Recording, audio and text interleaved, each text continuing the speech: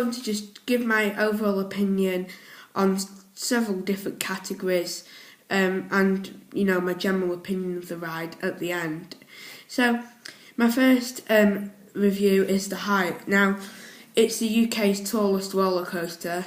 It's a hypercoaster, so naturally it has got a good height to it. I mean, King Dakar is like double the height, which is the tallest roller coaster on earth. But for the UK, it is a very tall roller coaster.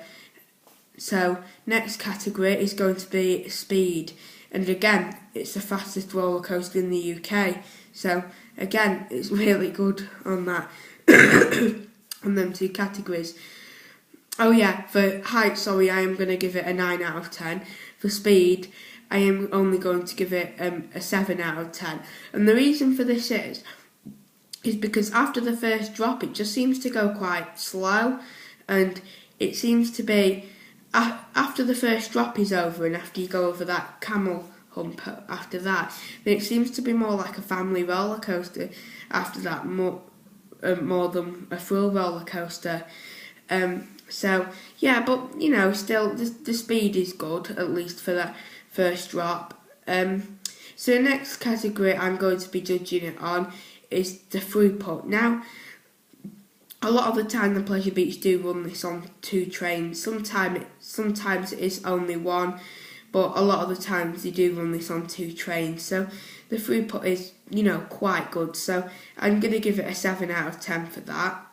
The next category is the operations, and for this I'm judging like how often it's open. Does it oftenly break down? Now, this isn't very good for this one, because all theme parks by the sea seem to add their major roller coaster being something that struggles to get round the circuit, and the big one does. I mean, on the first day of the season this year, on the 7th of February, I was there with my family, and it stalled halfway round, so I couldn't go on the big one. So I did come back a few months later and go on it. But I guess though, at the end of the day, if the wind speed's high, then it's better for them to not run it rather than the trains to be stalling halfway around through the ride. So I guess that is the best thing, to be honest with you. The next thing is appearance. Now, as far as appearance goes, I really like this ride because it's a really iconic roller coaster.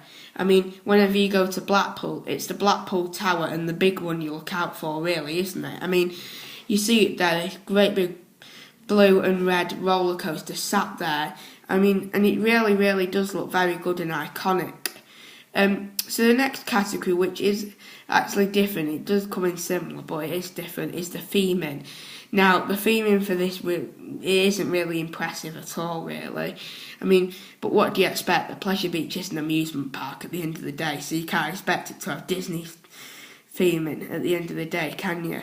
I mean, they do have a lot of cattle pen queue lines and things like that, but that is what you're gonna expect at the end of the day. So that's fine.